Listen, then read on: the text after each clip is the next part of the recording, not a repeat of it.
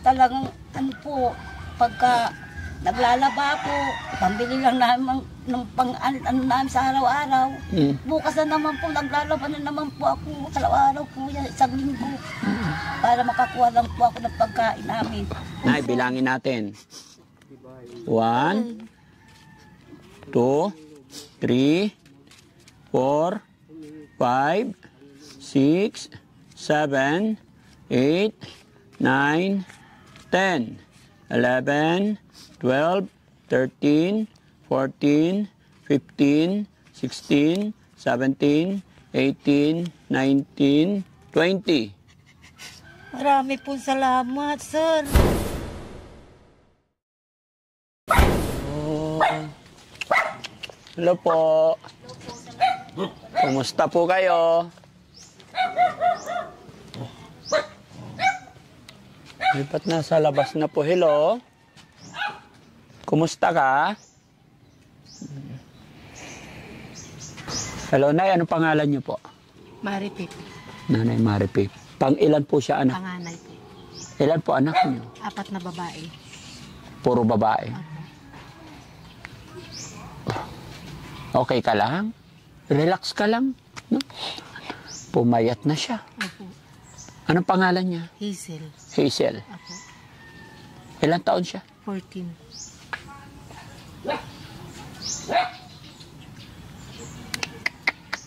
Ano pong sakit niya? Ano nangyari sa kanya? Sa ipin po, sir. Nagsimula lang sa ngipin? Paano po? Yung parang inano niya, siguro kinalkalkal niya. Oo. Kasi ano, tapos biglang may ano na siya, hindi niya sinabi na may ano na tumubo sa ngipin niya. Kaya napaka-importante talaga pagka may problema ang ngipin ng mga bata. Dapat pa-check up, pabunot agad, no? Huwag pababayaan. Parang napakahirap isipin na nagsimula lang sa sirang ngipin, ganun. Opo. Ganto na rin yung nangyari na puntahan natin nakaraan. Pero dinala nyo sa ospital. Opo. May mga tubo na siya. Ano sabi ng ospital?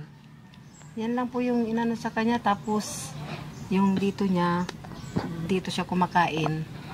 Ay, ano yung nasa liig niya? Yan yung ginawan siya ng ano para makahinga po siya. Kasi nakatakip po yung ano niya, biopsy niya. Tapos nagdudugo na. Opo. Bakit nandito kayo sa labas? Dapat sa ospital po. Hindi po kasi inaano pa yung ano yung ano niya, biopsy niya po. Hinihintay result. Opo. Gaano nakatagal na ganyan? Nagsimula po yun sa noong September. Itong nakaraan September lang? Opo. August, September, October, November. Parang ang bilis naman. Opo. Yun talaga ang simula niya. Opo. So paano na siya kumakain ngayon? Ito po, sir. Ganyan lang. Opo. Tapos hihinga siya sa liig na lang. Binutasan. Opo. Wawa naman. So ganun tala, September pa lang ganyan na siya kapayat agad? Hindi po. Mataba po siya. Kaya nga po, mula nung September up to now, yan na naging ending agad. Asan na asawa niyo po? Ayun po, sir. Anong trabaho? Pagka ano, contraction. Dapat sa ospital siya para magamot, no? Tapos itong bahay niyo. Ayun po, sir. Ay, ito. Opo. Dito sa loob. Opo. Kaninong bahay ito? Biyanan ko po. Sa biyanan niyo. Opo. Bakit ang baba ng bahay? Opo. Naano na po kasi sa ano. Pero diyan kayo dumadaan. Opo. Papasok. Opo. Bakit hindi na itaas? Para Hindi na ano po yung nang, ano sa kanya, nangyari po sa kanya, sir. gaano nakatagal ganyan? Mga ano na siguro. Hindi ko na matandaan yung Matagal na. Yung bahay nila. So, paano kayo papasok yan kababa? Upo po. Upo po kami. Uupo. Opo. Pwede namang itaas po para ano.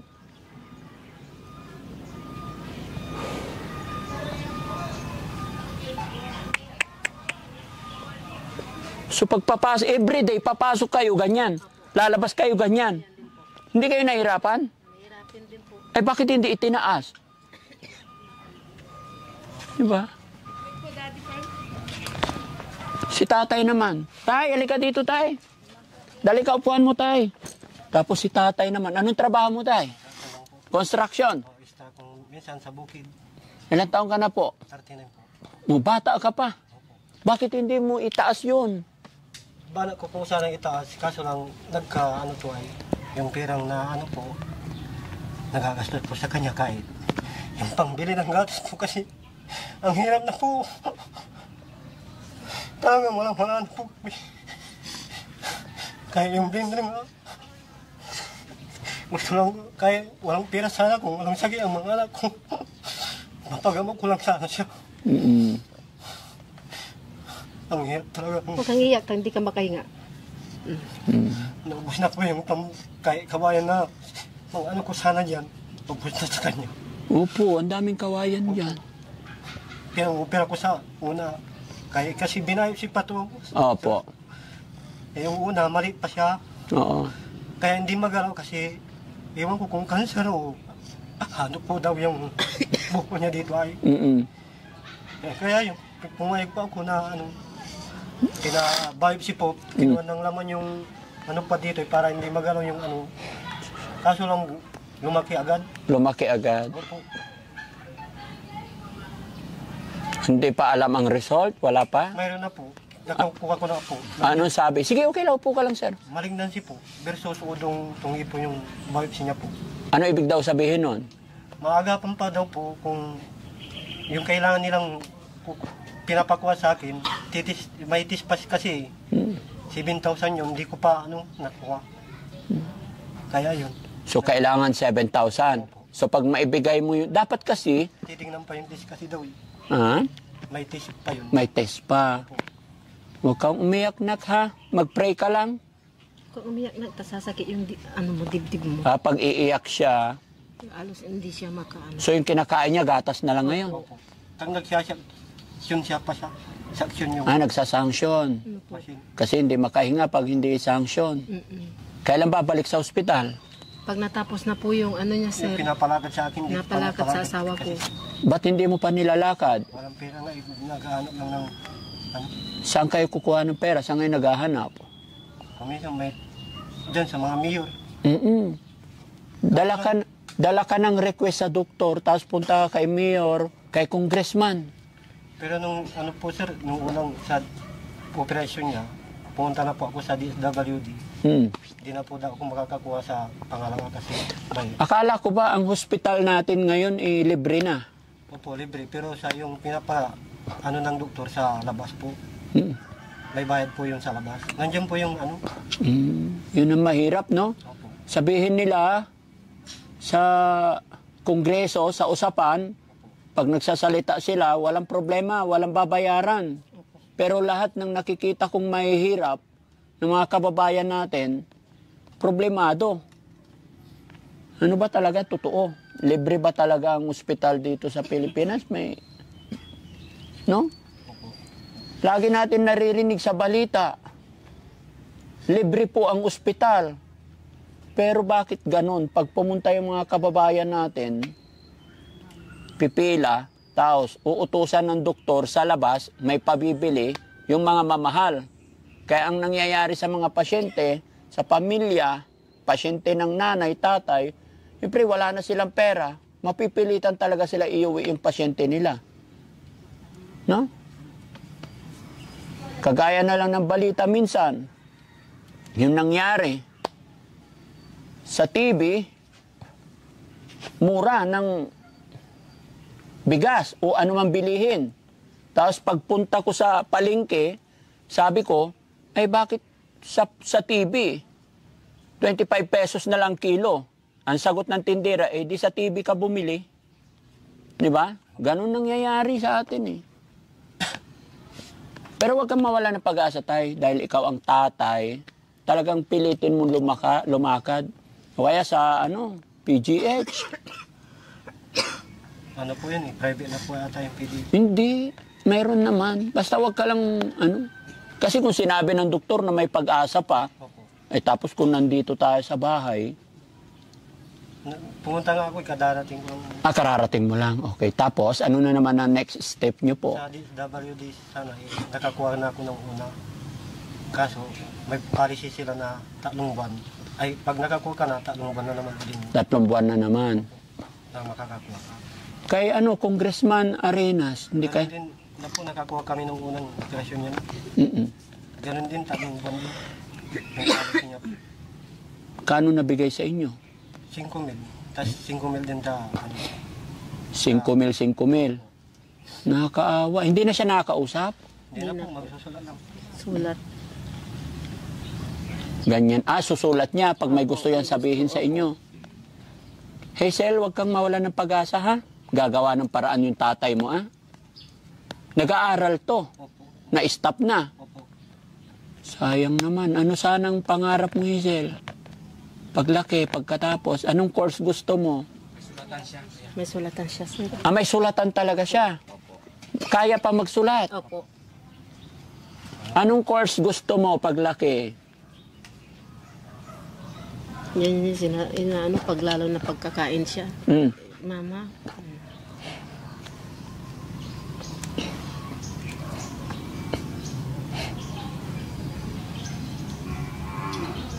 Nakakaawa naman si Hazel.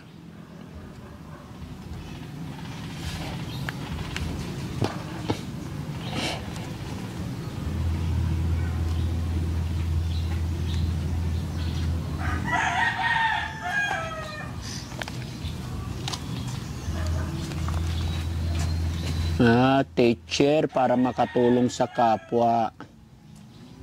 Hindi ko alam mga kababayan ko anong sasabihin ko kasi nakikita naman na natin yung hirap at sitwasyon na pinagdadaanan ni Hazel, no? Si Lolo naman, tsaka si Lola. Oh. Anong... Dito ang bahay nila, Lola? Opo.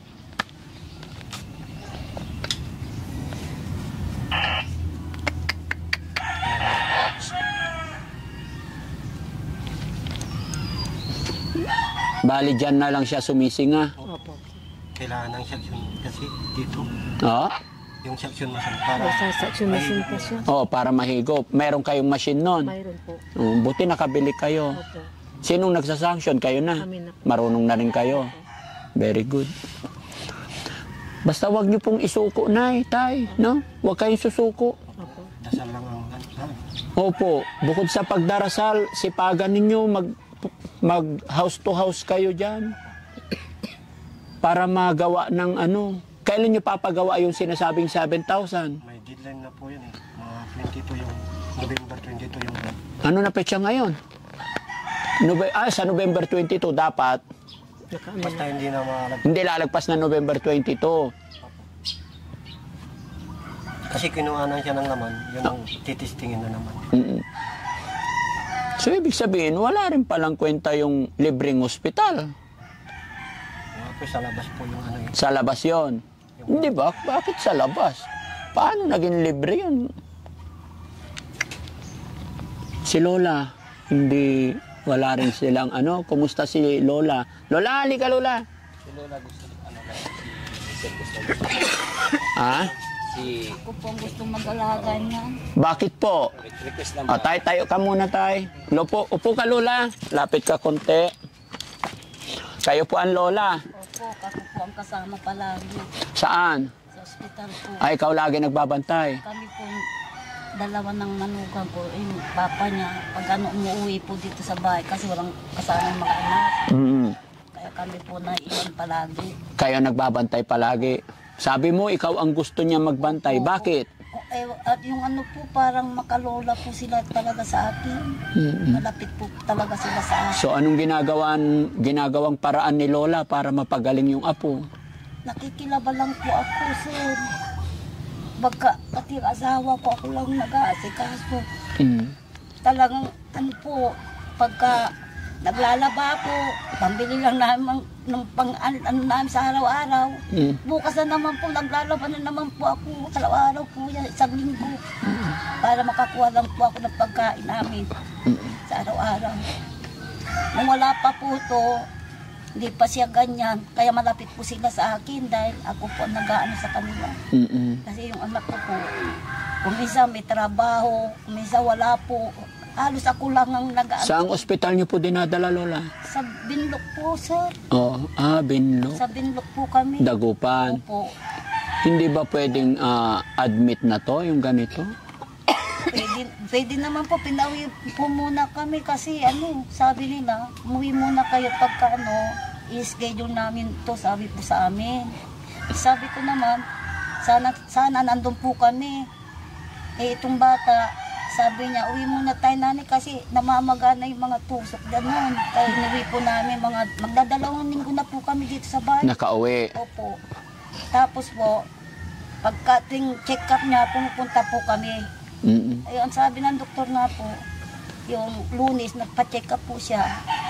Ganyan. Last Monday, nagpunta kayo. Ano sabi ng doktor? Basta nakuha niyo na itong oras-oras, na siya, sabi, na daw po siya doon sa ospital.